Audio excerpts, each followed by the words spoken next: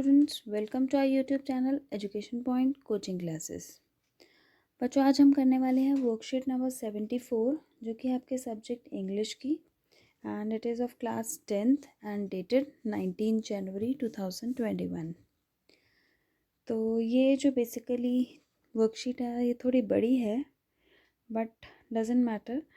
ये आपके chapter number 5 footprints without feet से ली गई है। ठीक है, इसमें आपको पहले जो छोटी सी बॉक्स में दी है छोटी सी समरी दी है एंड देन आपको इसके बेस पर इस लेसन के बेस्ड पर क्वेश्चन आंसर्स दिए हैं। तो 10 क्वेश्चन आंसर्स हैं आपके पास। तो चलिए स्टार्ट करते हैं, थोड़ी सी समरी पढ़ते हैं इसके बारे में।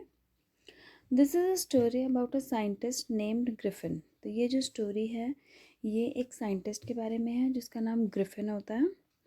With help of some rare chemicals he became invisible. तो कुछ केमिकल्स की मदद से वो इनविजिबल हो गया। इनविजिबल आप समझते हैं, इनविजिबल मतलब गायब हो गया। Though he could not been seen he could be touched and felt physically.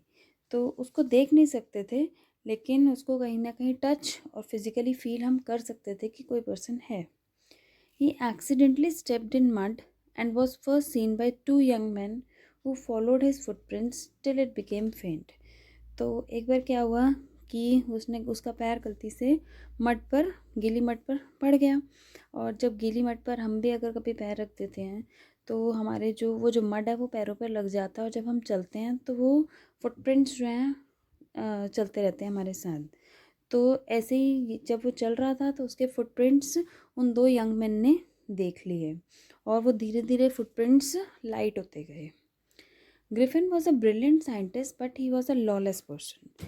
तो ग्रिफिन जो है बहुत ही अच्छा साइंटिस्ट था बट लॉलेस। लॉलेस मतलब कि वो जो भी काम करता था गैर कानूनी जिसे कहते हैं। तो वो लॉलेस पर्सन था, उसको कानून की या किसी भी चीज़ की कोई भी चिंता नहीं थी। He set fire to the house of his landlord and ran away after becoming invisible. Invisible होने के बाद उसने अपने लैंडलॉर्ड का घर जो है वो बिल्कुल जला दिया। To protect himself from cold of London, he entered a store of London where he found food and clothing. अपने आप को लंदन में ठंड से बचाने के लिए वो एक स्टोर में घुस गया जहाँ पर उसको फूड और क्लोथिंग दोनों मिल गए। Next morning the store assistant saw him and started chasing him. और जब नेक्स्ट मॉर्निंग उसने क्लोथ्स पहने हुए थे तो सब उसको देख पा रहे थे तो सब ने उसको पकड़ना शुरू कर दिया। He quickly threw away all the clothes that he was wearing and became invisible. तो उसने जो कपड़े पहने हुए थे वो कपड़ों को उतार कर फेंक दिया और फिर से वो इनविजिबल बन गया। Again he became without any clothes and in the cold winters roamed around the streets of London. और बिना कपड़ों के वो घूम रहा था, बिना कपड़ों के वो इनविजिबल था और उसको उस समय ठंड भी लग रही थी और बिना कपड़ों के ही वो पूरे लंदन में घूम रहा था। Next he entered a shop and stole bandages for his face, dark glasses, false nose and a hat for covering himself. अब उसने नेक्स्ट वो इनविजिबल हो गया। अब वो कोई भी काम नहीं कर पा रहा था तो उसने आगे जाकर एक शॉप से बैंडेजेस चुराई जो उसने अपने फेस पर बांध ली, जैसे मम्मीज़ की होती है ना बैंडेजेस। तो एक तरह से उसने बैंडेजेस बना ली ताकि उसकी बॉडी को प्रॉपर एक शेप मिल सके। तो बैंडेजेस पहन ली, ऊपर आँखों में डार्क कलर्ड ग्लासेस पहन लिए, नोज़ फॉल्स नकली नोज़ लगा ली और सिर पर हैट पहन ली। तो ऐसा लग रहा था देखने में कि वो सच में कोई एक ह्यूमन बीइंग है। Eager to get away from crowded London, he took a train to the village of Epping and rented a room in an inn. तो वो लंदन की क्राउडेड जगह से दूर उसने एक एपिंग में एक रूम लिया और वहाँ पर रहना शुरू कर दिया। The village people found his weird appearance quite suspicious. और जिस तरह से और कॉमन जो मैन होता है उसकी तरह से पटियाँ नहीं बंदी होती, वो हर समय ग्लासेस नहीं पहनता, लेकिन जब सब ने उसको देखा तो सब बहुत सस्पिशियस हो गए उसको देखकर कि ये कैसा पर्सन है, हर समय इसके फेस पर बैंडेजेस रहती हैं, आइज़ में ग्लासेस पहन कर बैठा रहता है। तो सब उसको देखकर सस्पिशियस हो गए। Once his money was over he stole money from the clergyman's house. और जब उसकी मनी ख़त्म हो गई जो भी उसने लूटा था सामान, तो वो सामान ख़त्म हो गया, पैसे ख़त्म हो गए, तो उसने क्या किया, क्लर्जीमैन के घर से पैसे चुराए। In his absence, the landlord and the landlady checked his room but were hit and chased by a chair. तो जब वो चला गया तो लैंडलॉर्ड और लैंडलेडी ने उसका घर जो है वो अच्छी तरह चेक किया कि क्या क्या सामान उसके घर पर है। The strange happenings in the village led people to suspect Griffin. और जब से ये आया तब से उस विलेज में काफ़ी स्ट्रेंज थिंग्स होनी शुरू हो गई थी, तो सभी लोगों को ग्रिफिन पर शक था। Mister Jaffers the village constable was called to arrest Griffin. Mister Jaffers को बुलाया गया कि ग्रिफिन को पकड़ कर ले जाओ, क्योंकि सब लोग उस पर सस्पिशियस कर रहे थे, शक कर रहे थे। Griffin removed all his clothes one by one and became invisible.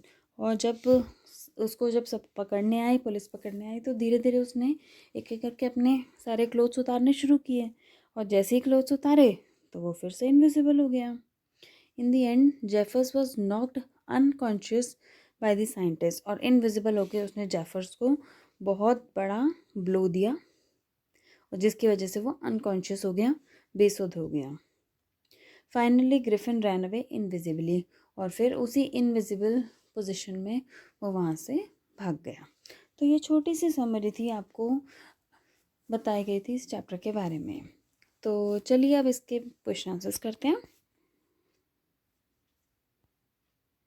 Question number 1, how did Griffin try to become visible.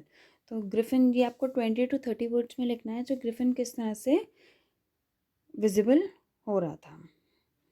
The invisible man, Griffin, first became visible after he slipped into a big London store for keeping warm and overslept there while wearing some clothes taken from the store.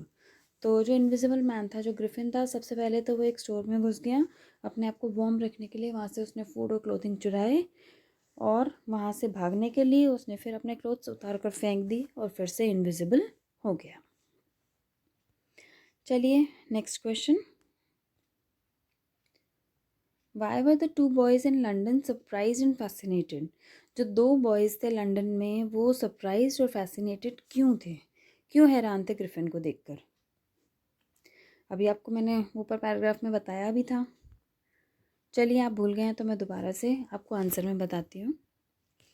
The two boys in London were surprised and fascinated because they had noticed fresh muddy barefooted imprint on steps of the house।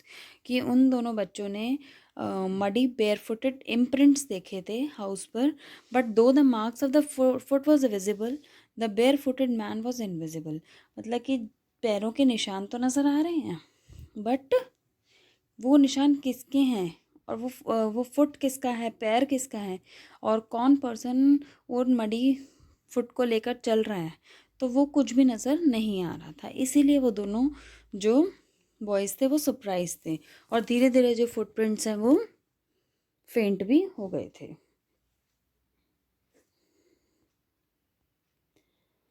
चलिए बढ़ते हैं question number 3 की तरफ। The landlord's wife was convinced that Griffin was an eccentric scientist. What made her think of Griffin in these terms? तो landlord की wife को पता था, कन्विंस थी कि जो ग्रिफिन है वो एसेंट्रिक साइंटिस्ट है, ठीक है, लेकिन उसको ऐसा क्यों लगा, उसने ऐसा क्यों सोचा? Griffin remained indoors and he did not mix up with others. His habits were strange and appearance was fantastic. All these things of Griffin made the landlady think that he was an eccentric scientist. तो जब Griffin एक अंदर ही रहता है, किसी से mix up नहीं होता, उसकी हैबिट्स भी स्ट्रेंज है, तो यही सब चीज़ों को सोचकर जो लेडी है, जो लैंडलेडी है, उसने सोचा कि ये पर्सन जो है वो इसेंट्रिक साइंटिस्ट है।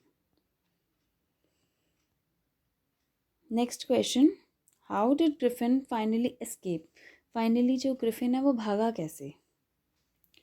He dressed up in shoes, an overcoat, and wide brimmed hat. He decided to spend the night at the store but overslept in the morning.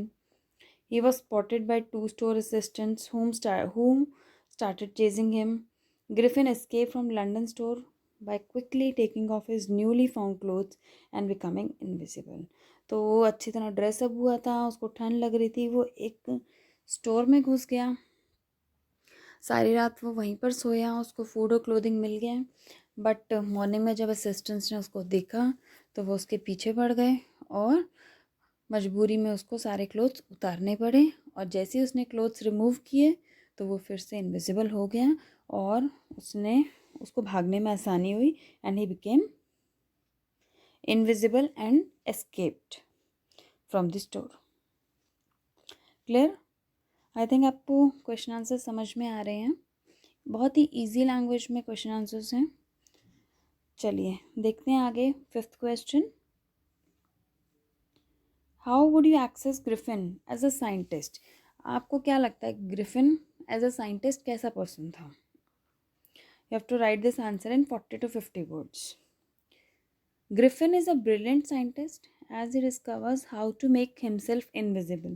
Griffin एक बहुत ही ब्रिलियंट साइंटिस्ट है क्योंकि उसको पता है कि अपने आप को इनविजिबल कैसे करना है। But he seems to enjoy the feeling of power which he gets out of his invisibility. तो इनविजिबिलिटी की वजह से जो उसको पावर मिली है वो उसका मिसयूज़ कर रहा था, उसको एन्जॉय कर रहा था। The power to hurt anybody without getting noticed can give sadistic pleasure to some people. तो जब वो क्या हो गया, इनविजिबल हो गया, कोई उसको देख नहीं पा रहा, तो इस बात का उसने फ़ायदा भी उठाया और लोगों को परेशान करने में उसको मज़ा आ रहा था। चलिए क्वेश्चन नंबर 6 देखते हैं। Brilliant scientist, though Griffin was rather a lawless person. Quote examples from the text to prove the statement. कि जो ग्रिफिन है वो बहुत ही ब्रिलियंट साइंटिस्ट है, नो डाउट, बट वो लॉलेस है। मीन्स उसमें कोई किसी चीज़ का डर नहीं है, कोई कानून नहीं है, कोई लॉ नहीं है, लॉलेस पर्सन है, बस जो उसके मन में है वो करता जा रहा है। तो चलते हैं, देखते हैं इसका answer. Griffin was not bothered if he had harmed anybody in the fulfillment of what he wanted. अब जो ग्रिफिन करना चाहता है उसमें ये नहीं देखा ग्रिफिन ने कि किसी को प्रॉब्लम हो रही है नहीं हो रही, बट वो सामने वाले को हर्ट करके खुश था। He set his landlord's house on fire because the landlord tried to make him leave. उसका लैंडलॉर्ड उसको निकाल रहा था, इसीलिए उसने उसका घर जला दिया। Then his robberies at shops and later in the village indicate that he was a lawless person. और बाद में जो छोटी छोटी चोरियाँ की उसने शॉप्स में, विलेज में, तो इससे यही पता चलता है कि वो लॉलेस पर्सन था, उसको किसी की भी परवाह नहीं थी। When he encountered the landlady of the inn, he threw a chair at her and her husband. जब लैंडलेडी के सामने उसका आमना सामना हुआ तो उसने चेयर उठाकर लैंडलेडी को फेंक दी, लैंडलेडी के ऊपर फेंक दी। Lawless persons like Griffin never think about safety and well-being of others. They are only concerned about themselves. और जो ऐसे पर्सन्स होते हैं ग्रिफिन की तरह, जो लॉलेस होते हैं, वो सिर्फ अपने बारे में सोचते हैं और किसी के बारे में नहीं सोचते। चलिए चलते हैं नेक्स्ट क्वेश्चन की तरफ, that is question number 7।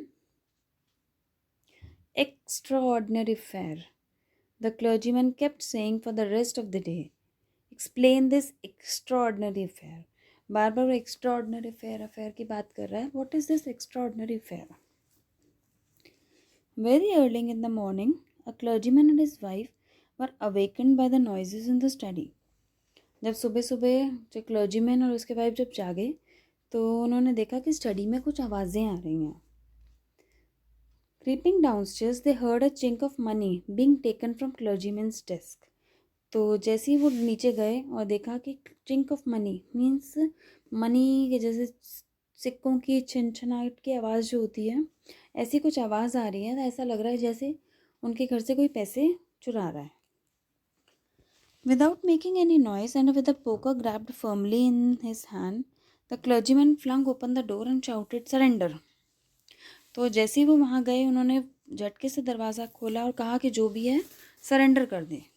But to their amazement, they realized that the room was appeared to be empty.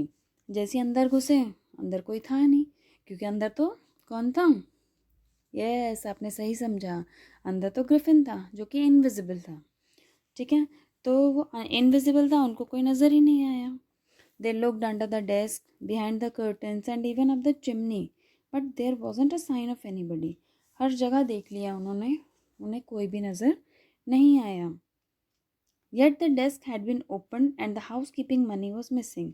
लेकिन फिर भी डेस्क ओपन था, जो मनी थी वो मिसिंग थी.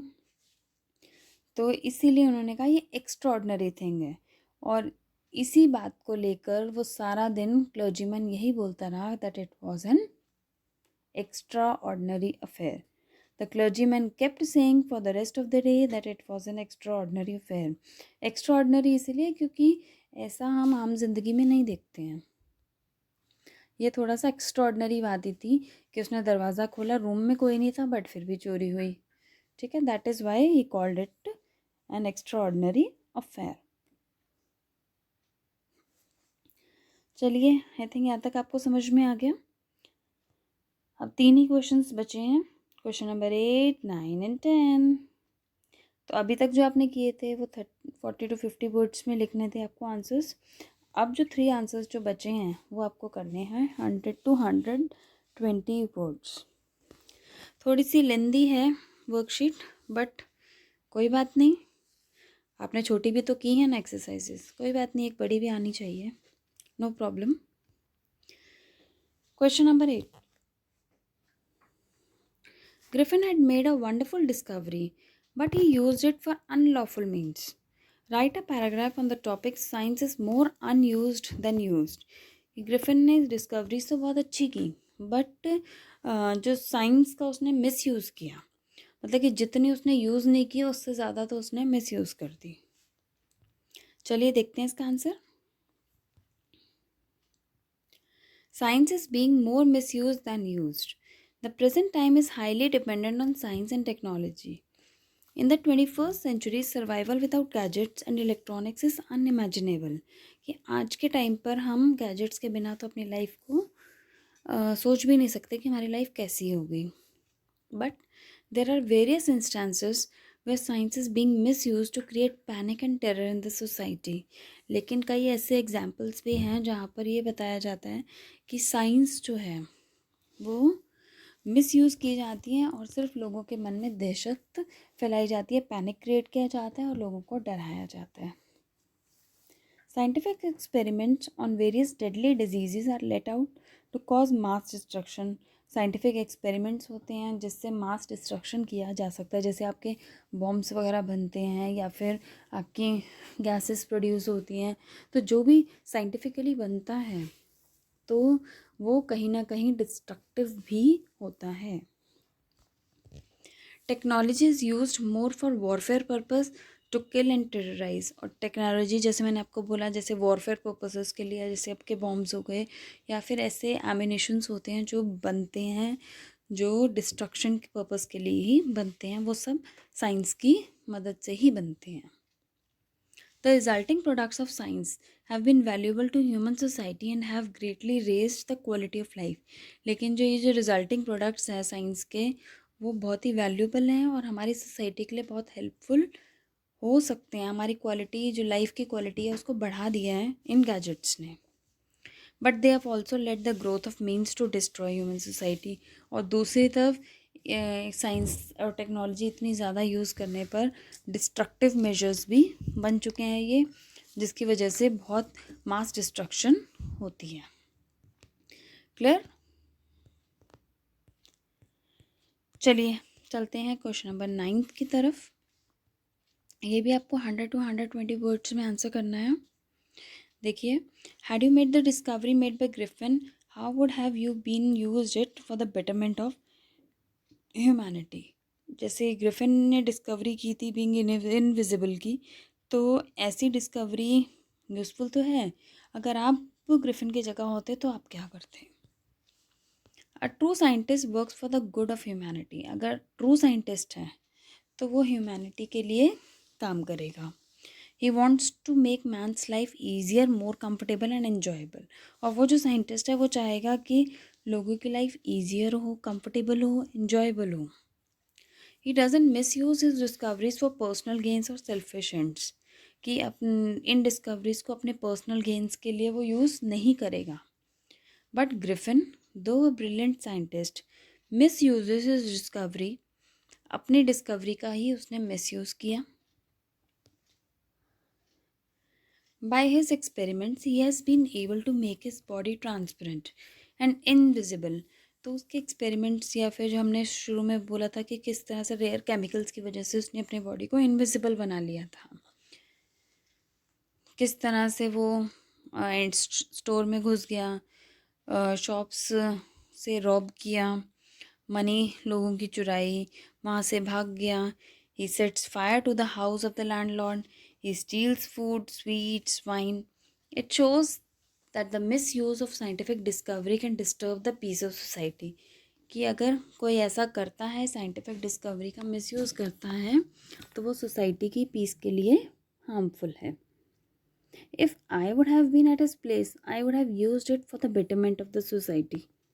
अगर मैं उसकी जगह होती तो मैं इन गैजेट्स को बहुत ही अच्छी तरह यूज़ करती और instead of taking revenge upon people, लोगों से दुश्मनी निकालने के बजाय मैं उनका बहुत ही अच्छी तरह यूज़ करती. चलिए अब बढ़ते हैं लास्ट क्वेश्चन की तरफ. ये भी आपका आंसर लॉन्ग आंसर है, that is 100 to 120 words. You don't understand who or what I am. What impression do you form of Griffin after reading the lesson Footprints Without Feet? तो इस chapter में आपने ग्रिफिन के बारे में क्या पढ़ा, उससे आपको उसके बारे में क्या इन्फॉर्मेशन मिलती है, आपको वो लिखना है. तो इट मीन्स आपको एक छोटा सा कैरेक्टर स्केच लिखना है ग्रिफिन के ऊपर.